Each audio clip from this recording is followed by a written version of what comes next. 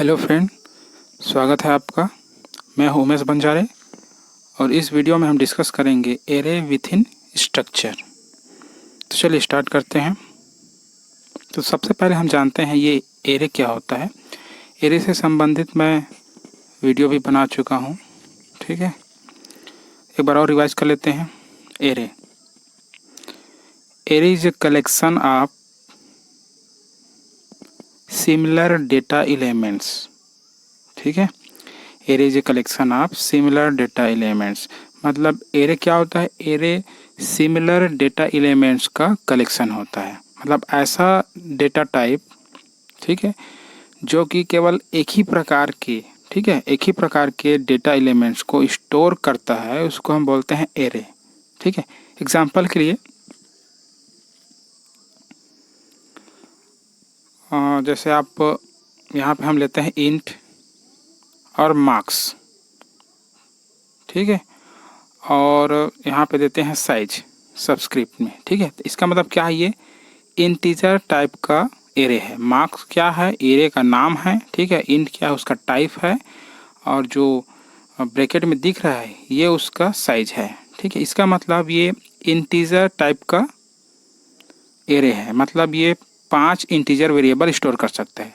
उसी प्रकार दूसरा हम फ्लोट का भी बना सकते हैं एरे, जैसे कि फ्लोट मतलब फ्लोटिंग पॉइंट नंबर है ना, रियल नंबर जिसको कहते हैं, दशमलव वाले नंबर्स, ठीक है। सब 5, तो ये क्या है?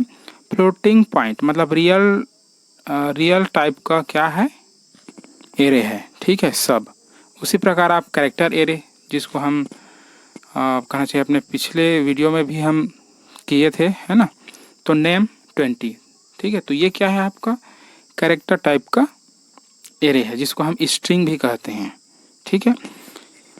तो आपका स्ट्रक्चर मेंबर के रूप में एरे को भी एक्सेप्ट करता है, मतलब हम एरे को भी स्ट्रक्चर के अंदर मेंबर के रूप में, एलिमेंट्स के रूप में उपयोग कर सकते हैं, ठीक है। जैसे आपका नेम क्या है? कैरेक्टर एरे है, जिसको हम स्ट्रिंग भी कहते हैं, स्ट्रिंग, ठीक है। String means collection of characters, ठीक है। और एरे मतलब collection of similar data elements, एक ही प्रकार के। चाहे आप इंटीजर का एरे बनाते हैं तो इसमें केवल इंटीजर नंबर ही स्टोर होगा।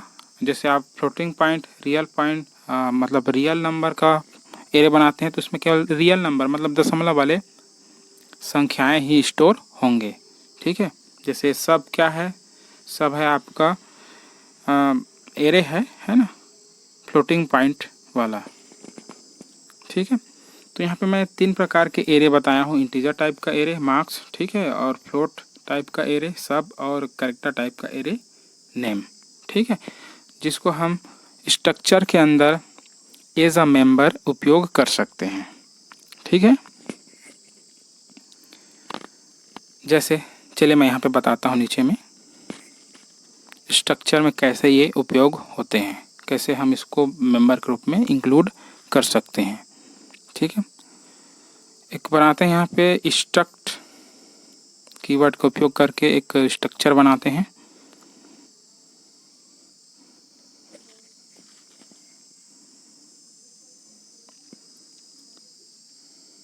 मैं यहाँ पे लिख देता हूँ, we can use array as a member of structure, as a member within structure, ठीक है। We can use array as a member within structure, मतलब हम एरे को मेंबर के रूप में स्ट्रक्चर के अंदर उपयोग कर सकते हैं। यहाँ पे सिंटेक्स मैं बता देता हूँ कैसे उसको उपयोग करेंगे, ठीक है। स्ट्रक्चर का सिंटेक्स आपको पता ही है, स्ट्रक्ट कीवर्ड के साथ लिखते हैं, ठीक है। स्ट्रक्ट, उसके बाद टैग नेम स्टूडेंट दे दिया हूँ टैग नेम में, ठीक है। उसके बाद इंट है ना। इंटीजर टाइप का एक एरे मैं बना के बताता हूँ यहाँ पे, जैसे मार्क्स, ठीक है। तो मार्क्स क्या है, एरे का नाम है, और ये सब्सक्रिप्ट में हम देते हैं 5। 5 क्या है, उसकी साइज़ है, मतलब 5 इंटीजर टाइप का नंबर्स मार्क्स स्टोर करके रख सकता है, ठीक है। उसी प्रकार फ्लोट का भी आप बना सकते हैं, जैसे सब, ऊपर में जैसे बताया था मैं सब, ठीक है। तो ये रियल नंबर्स को स्टोर करके रख सकता है, 5 रियल नंबर को, दशमलव वाले संख्याएं को,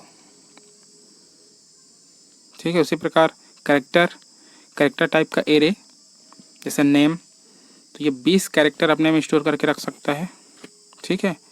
तो इस तरीके से हम स्ट्रक्चर के अंदर एरे को भी उपयोग कर सकते हैं, ठीक है। चलिए प्रोग्राम के माध्यम से इसको हम एग्जीक्यूट करके देखते हैं,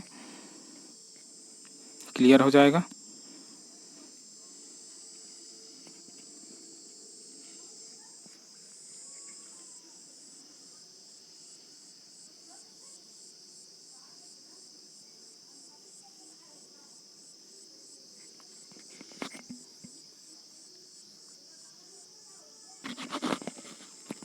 सबसे पहले हम इंक्लूड करते हैं header file has include stdio.h। उसके बाद second header file has include conio.h। उसके बाद यहाँ पे स्ट्रक्ट कीवर्ड की सहायता से स्ट्रक्चर को लिखते हैं, और यहाँ पे मैं टैग नेम में दे देता हूँ स्टूडेंट। और यहाँ पे हम यूज करेंगे फ्लोट टाइप का एरे, ठीक है। सब साइज दे देता हूँ 5, मतलब यहाँ पे हम 5 सब्जेक्ट के नंबर को स्टोर करेंगे इस सब एरे में, ठीक है। ओके, फ्लोट एक और वेरिएबल ले लेता हूँ मैं, टोटल, है ना, हमको टोटल भी करना है एरे के मतलब एलिमेंट्स को, ठीक है। चलिए यहाँ पे मैं लिख देता हूँ कमेंट में एरे, ठीक है। अब चलते हैं मेन फंक्शन में। यहाँ पे मैं वेरिएबल भी बना देता हूँ, स्ट्रक्चर का variable marks,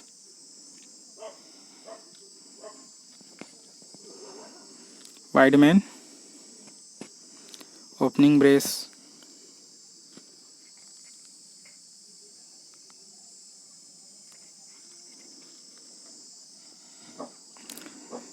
integer variable I CLRSCR। एक मैसेज प्रिंट करा देते हैं प्रिंट ऐप की सहायता से कि इंटर मार्क्स ऑफ 5 सब्जेक्ट,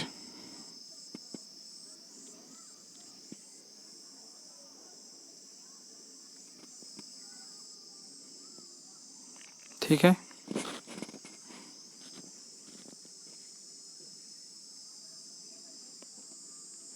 अब यहाँ हमको फॉर लूप का उपयोग करना पड़ेगा, है ना, क्योंकि 5 सब्जेक्ट के नंबर को हमको, है ना, असाइन कराना है सब जो एरे है उसमें, ठीक है। चलिए लूप i = 0, i <5, i ++, ठीक है। ये फॉर लूप का सिंटेक्स होता है, ठीक है। लूप चलेगा 5 बार 0 to 4।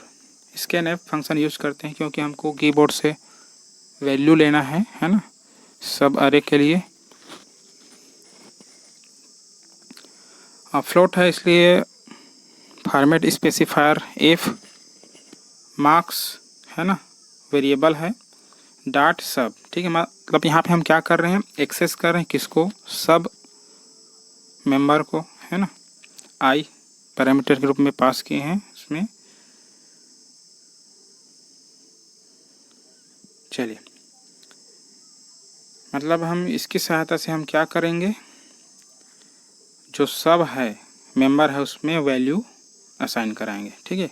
सेकंड लूप हम यूज कर रहे हैं टोटल करने के लिए, है ना। स्ट्रक्चर में जो मेंबर है सब, है ना, उसमें 5 नंबर स्टोर है, रियल नंबर दशमलव वाले संख्याएं, उसको हम ऐड करेंगे और स्टोर करेंगे टोटल मेंबर में। ठीक है, चलिए मार्क्स डॉट टोटल को एक्सेस कर रहे हैं।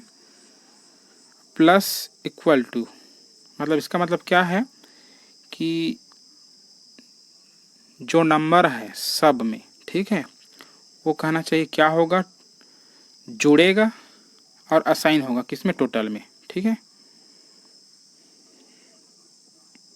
जब लूप चलेगा है ना, तो सबको टोटल करेगा, जोड़ते जाएगा और टोटल में असाइन करते जाएगा। ठीक है, चलिए प्रिंट करा देते हैं इसको। अब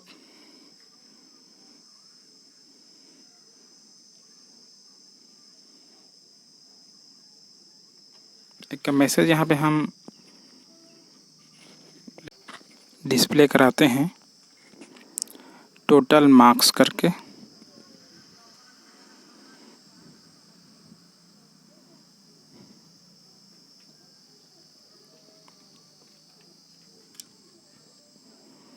total marks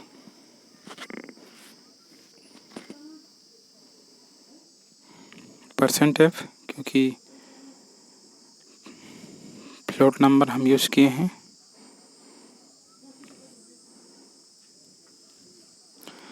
marks dot total, ठीक है। उसके बाद गेट ch और क्लोजिंग ब्रेस। ठीक है, प्रोग्राम हमारा कंप्लीट, 0 एरर। रन करा कर देखते हैं। ये देखिए सब्जेक्ट 5 सब्जेक्ट का नंबर हमको यहाँ पे देना है। ठीक है, जैसे 52, 61, 75, 80, 85 टोटल नंबर यहाँ पे देखो मिल रहा है 353। ठीक है, तो इस तरीके से ये